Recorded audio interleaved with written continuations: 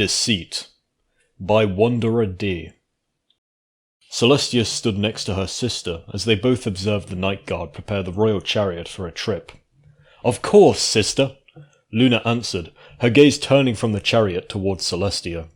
"It is but a simple diplomatic visit to the Minotaur Kingdom, nothing to fret about." "That is true," Celestia sighed. "I'm sorry, Luna. I know I was the one to ask you to represent Equestria in the first place, and you have my utter confidence. I am merely asking to know your feelings about this." Luna nodded and smiled. "I know, and I tell you again, I will be fine. Although I haven't been in contact with the Minotaurs since I returned, I have familiarized myself again with their customs, and very little has changed. I shall have this whole matter fixed within 2 days. For my part, I have a small situation I should turn my attention to," Celestia said, sighing. "I do not know, sister," Luna said after a moment. "Prince Blueblood has been pushing the nobility very far this time. Soon they will— "Don't worry, Luna. I have dealt with their ilk for long enough to know how to best handle this situation. I have had my doubts about Blueblood for a while now." She hesitated. "What do you mean, sister?" Luna asked, curiosity piked. "I'm sure it's nothing, Luna. Don't worry about it," Celestia insisted. "Tonight, Blueblood intends to meet with various nobles. I might have to attend." Luna chuckled. "I still do not understand why you let them feel they have any choice in the matter. We both know, and surely they must as well, that without us the world would be destroyed. There would be no seasons or cooling nights. Surely, sister, they can see this." Celestia chuckled. "Oh, Luna, if noble ponies were as smart as you think they are." Luna snorted as she turned towards her chariot. "I have no illusions about their mental capacity. This game of houses they constantly play is nothing more than an amateurish attempt at chess on a bigger scale, except that they cannot even see the board." Celestia's smile was serene. "I cannot argue with that logic, my dear Luna." The dark alicorn stepped up to her sister and nuzzled her affectionately. "Farewell, my sister," Luna whispered. "I shall see you soon." "You'll be missed, Luna, even if it is a short absence." Celestia stepped back as the chariot took off, watching as her sister became smaller and smaller in the distance. The careful clopping of measured steps alerted her to her visitor's presence. "Hidden Tail?" Celestia nodded to the unassuming brown-coated earth pony that had walked up to her. "You bring news?" "Your Majesty." Hidden Tail's emerald eyes looked straight at hers. "I do. It was as you suspected. I have found—" "Highness, Hidden Tail. I'm not a queen," Celestia interrupted. The pony permitted himself a small smile. "Your Highness, I have found Blueblood's documents, his location. I know where the Blueblood Revolution's not-so-secret meeting will take place tonight." "Good," Celestia replied, starting to walk back into the castle. "There's little time to prepare. Are you ready?" "My queen, Hidden Tail stopped when Celestia gave him a look. "My princess," he corrected, clearing his throat. "I am always ready to serve you." Celestia chuckled. "How long have you been in my service, Hidden Tail?" The pony looked around, his eyes settling on the guards. He judged the distance before muttering something. Celestia clearly heard him since her smile grew. "And in all that time, you haven't stopped calling me Queen?" She shook her head in amusement. "Force of habit, my princess," he replied, correcting himself. "I never slip up like this when I'm on a mission," he muttered louder than before. "I don't know why I cannot make the distinction as easily when I am alone with you." "It's okay, Hidden Tail," Celestia said kindly. "I know why you have that need, and, for what it's worth, I am honored and delighted by those cute slip-ups of yours." Hidden Tail smiled and nodded in silent thanks. "What, no blush?" Celestia poked him on the ribs. "I usually get at least some pink on my guards' cheeks if I compliment them in some way." "My princess, my queen—" Ugh! Hidden Tail shook his head. "Your words mean much more to me than a simple blush could ever reveal. But if you want me to, I can—" "I'm just teasing you, Hidden Tail. There is no need for that." Celestia shook her head in amusement. The earth pony sighed. "I just don't want to fail you again, princess." Celestia blinked. "When have you failed me, Hidden Tail? As far as I can remember since you entered my service, you have not failed me once." Hidden Tail shook his head. "When Queen Chrysalis attacked, I should have been here. I should have figured out what was happening, what her plan was. You couldn't have known, Celestia interrupted. The only way to know was to be part of it, and only her changelings were in on it. As it was impressive that you managed to find out there was going to be an attack at all. Hadn't you sent us warning, Shining Armor wouldn't have had time to raise his shield and slow the changelings down, nor would the guards have been on alert. For all the good that did to us, Hidden Tail muttered. He ended up exhausted from that, and you were almost killed. Celestia laughed. Oh, Hidden Tail, you know it would have been okay. It was a matter of time before Luna brought the night, and after spending so much energy on me, Chrysalis would not have had time to recuperate enough to defeat her as well. If you will forgive me, my queen, I still see it as a failure, Hidden Tail stated. Before she could speak up again, he continued. I know my part in tonight's intervention, he said, changing the topic and looking up at Celestia. I must ask you, my princess, is this for the best? You have told me on occasion that you need a team, Celestia said. I think solving tonight's problem will be the first step to take. I have prepared a dossier for you to peruse after tonight's mission. But Hidden Tail, Celestia raised a hoof. Trust me. The Earth Pony closed his eyes and let out a deep breath. With my soul and life, my queen. Celestia chuckled and shook her head. Princess, she corrected gently.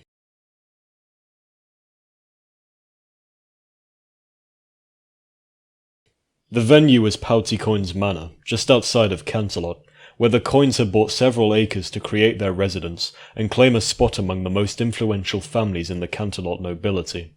The garden overlooking the vast vineyards had been decorated appropriately for the esteemed guests.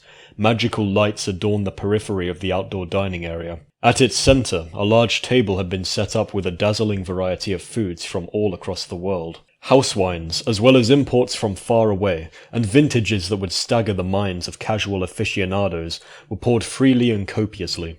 Indeed, nothing less than the best for the ponies gathered there that night. And rightly so, I say. Poutycoin's moustache trembled in anger. How dare she ignore my rightful place in society? I have inherited my lands from my father, and my father before, and so on and so forth. We've been here in this land for centuries, and she wanted me to relinquish that and give some pony villain a fair chance? I think not. You are indeed correct, my dear Coin, Prince Blueblood declared, drawing the attention of the other guests. Celestia has to learn her place after all. We will show her that the noble houses are the ones that truly control Equestria. The temerity of her decrees! Blue and purple-maned Cross-Venture snarled, slamming his hoof onto the table and almost spilling his drink. A tax break for my employees? Preposterous! And did you hear about her plans to make the Grand House of Healing accessible to plebeians? There were several gasps from the gathered nobles. Surely not. A unicorn mare, dressed in a sparkling dress, complained. Celestia cannot simply offer the latest advances in medical magic to lesser ponies. They are utterly undeserving of such luxuries. It's bad enough having to put up with Filthy Rich and his ilk of new rich. Friends, allow me to assuage your fears. We will not allow Celestia to do as she pleases. She might be an alicorn, but that sense of entitlement that she possesses cannot be allowed to go unchecked. We shall remove her from the throne. Relics should not be an active part of the modern world, after all. Some of the ponies looked uncomfortable. Blueblood, an old unicorn coughed. Watch your mouth. What you are proposing, in front of all these witnesses, is nothing less than treason.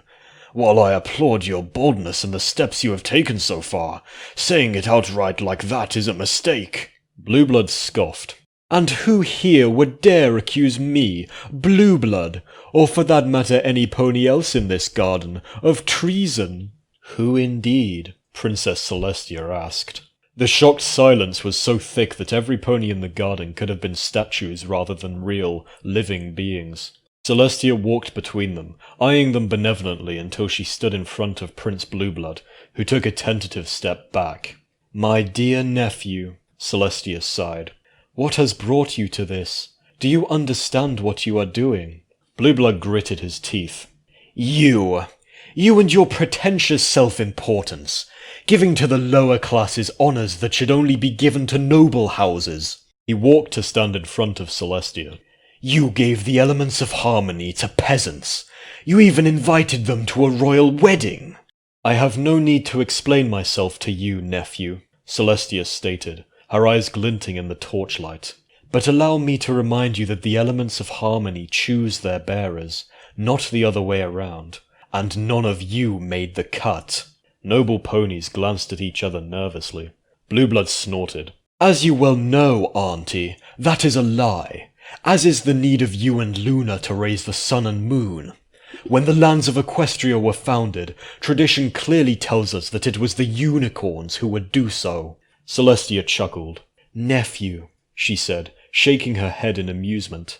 The legend of Unicornia is nothing but make-believe.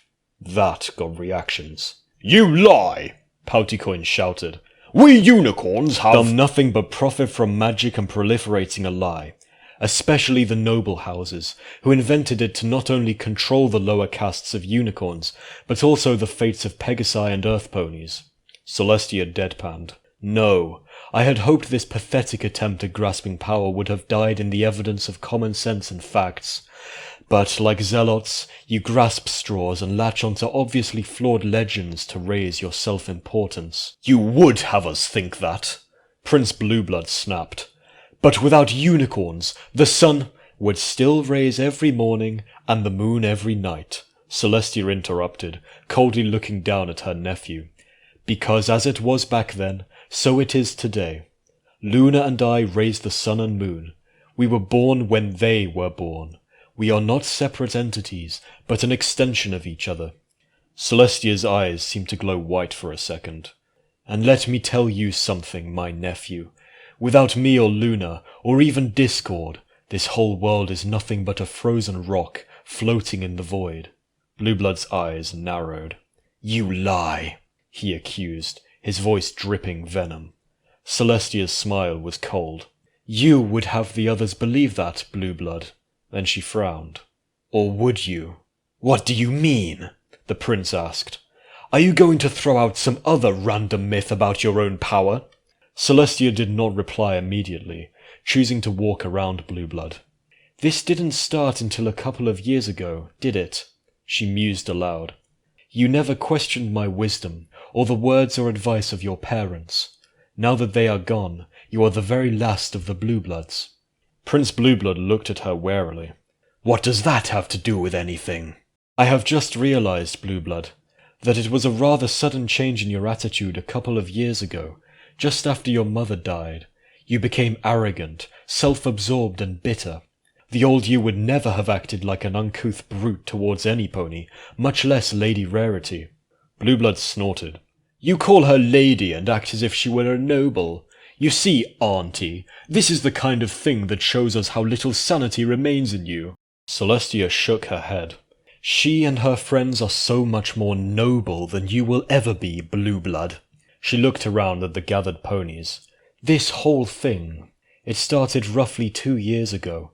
Since then you have spared no expense to further this ill-advised cause of yours. Why is it that your state is slowly degrading into decay, while even your most devoted followers here have managed to not only keep their legacy together, but even have taken dubious steps to keep their place? Her eyes settled on a few of the nobles, who shifted nervously in place. My cause is greater than— Tell me, Celestia interrupted, taking a step back in. This change of heart of yours, it started after you took a trip north, didn't it? Blueblood suddenly looked nervous, as the curious glances of the gathered noble ponies turned to him. That has nothing to do with this. You are simply trying to distract us from— Distraction, Celestia repeated. That's a word you are thoroughly familiar with, aren't you? Blueblood, she growled, taking a menacing step towards him. The charade is over! What happened to my real nephew? See? Blueblood frantically looked around, beseeching with his eyes the intervention of the other nobles, who were all terrified as they stared at him. She is crazy! We must put a stop to her! 2 years ago, Prince Blueblood was a promising young noble unicorn who was destined to inherit the lands of his parents, Celestia said. He studied under the best tutors, politics, economics, law, trading, geography and so much more. She listed, pacing back and forth in front of him. She stopped between him and the gathered nobles, cornering him under the scrutiny of every single pony, from servant to lord. Celestia raised an eyebrow. When his mother died, leaving him sole owner of the Blueblood state, he decided to take a trip to clear his mind and set to the north. He came back a changed stallion, arrogant, uninterested in his legacy other than a thin claim to being related to me. Her eyes narrowed. But Blueblood never returned, did he? I don't know what you— Enough! Celestia snapped. Stop this charade now! Reveal yourself for what you truly are, changeling! The gasps of horror from the nobles turned into screams as green flames seemed to envelop Blueblood's coat. Slowly they burned through him, revealing pitch-black chitin armor, white wicked fangs, and large green eyes. His horn became twisted and ragged, while insectoid wings popped from his back. How? The creature snarled. How could you tell? Celestia rolled her eyes. Regardless of how arrogant he could have become, Prince Blueblood was very fond of his cousin Cadence. He would never have missed her wedding, and I immediately noticed his absence. I didn't think much of it then, but now it makes much more sense. You hid, even from your own species, knowing that if they lost, most likely every changeling in the area would have been revealed. I have spent 2 years buttering up these fools to throw you down, the changeling shouted in anger. And now you would have me see them wasted. He turned towards Pouty Coins. Coins! You have been my supporter all this time. You have seen her lies as well. It doesn't matter what I am. You know she's not fit to rule. Do I? Pouty Coins recoiled. After all the venom you have been feeding me, after all the lies and coaxing, I can't believe I fell for your deceit. Venture, my friend. The changeling turned towards the other unicorn. You know the truth of my words. Together we have seen the lies for what they are. I have seen nothing but the lies you have thrown my way, Crossventure whispered in horror, eyes widening. I never questioned— he shook his head. Our friendship extends to more than 10 years, and yet I fell for your lies and machinations like a foal. The other nobles murmured their assent, their eyes turning from horror to confusion to utter disbelief. Celestia is right, a mare spoke up from the gathered nobles. These last 2 years you have done nothing to take care of your inheritance, because it wasn't yours to begin with. I will ask once more. Celestia raised her head and looked down in contempt at the creature before her. What happened to the real Blueblood? The creature snarled. There is no real Blueblood. I have done away with him. If anything remains of his body, it's little more than sun-bleached bones.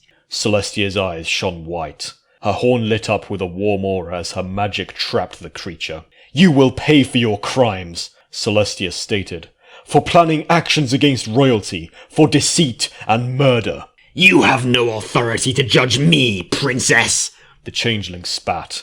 No pony here even acknowledges your right to rule. That is where you are mistaken, Pouty Coins declared, stepping in front of the other nobles. We were fooled, but we are not fools. It is clear now that your lies were so convincing that we turned away from the good of Equestria, and even the good of our houses. But no more. We back our princess. A chorus of cheers resonated in the garden, as Celestia's magic finished enveloping the changeling. With a final snarl, the creature burst into particles of light. Celestia's shoulders sagged. My nephew, I am sorry. I failed you by letting this creature take your place. I hope you will forgive me. My princess, Pouty Coin bowed.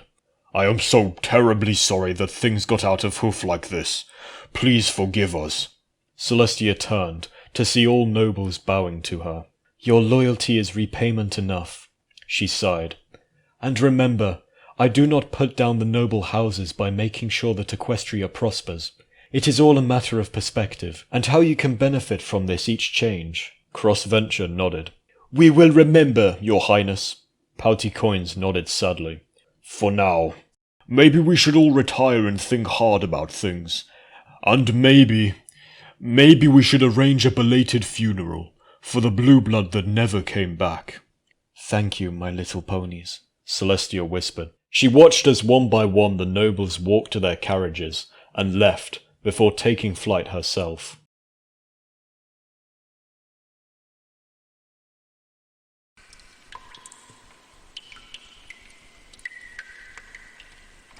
Ooh. Blueblood carefully pressed a hoof against his temple. His eyes snapped open as he looked around the dark cavern where he suddenly found himself. Water dripped from the top of the cavern, and the walls had a slimy sheen to them. Maybe he was under a lake. Where? What happened? He gasped as he suddenly looked down and found his hooves glued to the floor with some kind of green substance. Where am I? He looked around in horror, whimpering as he tried to free himself. Under Crystal Lake, Prince, a voice said. Blueblood turned to see an unassuming earth pony. His brown coat was nothing to write home about, and his mane was also brown, albeit slightly darker. The only striking features were his broken mask cutie mark and his emerald green eyes, which now beheld the prince with patience. Set me free at once, you villain! The prince spat. I don't know what ill-conceived plan you have in mind, but Prince Blueblood will not be a part of it. When the royal guard hear about my absence, they will comb every inch of Equestria and find me. The earth pony sighed. It is not my place to free you, your highness. That belongs to another. I am simply here to deliver a message to you. Prince Blueblood raised an eyebrow as the earth pony produced a small silver sphere and laid it down before him. A memory orb? Blueblood snorted. You must be joking. The earth pony shook his head and the prince rolled his eyes. With a flash of his horn, the memories within the orb were absorbed. Prince Blueblood's eyes went completely wide as his mouth opened in a horrified gasp as the memories from the last gathering flooded into his mind. But how? I am not a changeling. I went to the north and came back just fine. If only you were a changeling. Celestia's voice drifted up to them, sad and tired. Things would have been easier, Blueblood. You! Blueblood growled, turning towards his aunt. This is all your doing. Celestia sighed. I had hoped to quell your hunger for power earlier on, nephew, but you never stepped back, nor considered the real consequences of what you were attempting. Had you succeeded in rallying the nobles, Equestria would have been torn asunder. We would have dethroned you, Blueblood snapped. No, you would have all died, along with all those who followed you. Celestia's voice was cold. She wasn't speculating. She was presenting a fact. But if by sacrificing one, I can save many, then so be it. You won't get away with this, Blueblood said, looking down. The others will do nothing, Celestia interrupted. You were revealed as a changeling in front of them. Your 2 years of plotting, nothing more than the creation of a creature that cares nothing for them. She smiled. Right now, they are all working feverishly to regain my favour and prove themselves true subjects of my crown. No, Blueblood, they will do nothing, especially since you are dead. How dare you do this? Blueblood started struggling against the goo, but was unable to do anything. His magic flared to life and attacked the shackles again, but they seemed to simply absorb it. Celestia was suddenly in his face, and he immediately ceased all struggle as her eyes bore into his. I will do anything to protect Equestria and my ponies. Anything. She pulled back and glared at him as her horn flashed. Parts of the ceiling collapsed and were immediately followed by waterfalls as the lake started flooding the cavern. Goodbye, Blueblood. She turned around and started marching towards where the exit presumably was, followed by Hidden Tail. Wait! Blueblood shouted, making them both stop. How did you get a changeling in my place? How did he know so much? Celestia looked down at Hidden Tail and nodded. Yes, my queen. The earth pony said as green flames enveloped his body, revealing to Blueblood's eyes the same changeling he had seen impersonating him. Blueblood started screaming in rage and disbelief as the pair stepped out of the cavern. With another flash of magic, the entrance was sealed into solid rock, cutting off Blueblood's screams completely. Celestia looked down at Hidden Tail. Thank you for your hard work, my friend. The changeling closed his eyes and smiled. Anything for you, my queen. Celestia chuckled. Princess. She sighed and looked at the solid wall for a moment. Let's go home. In a flash of light, both were gone. The end.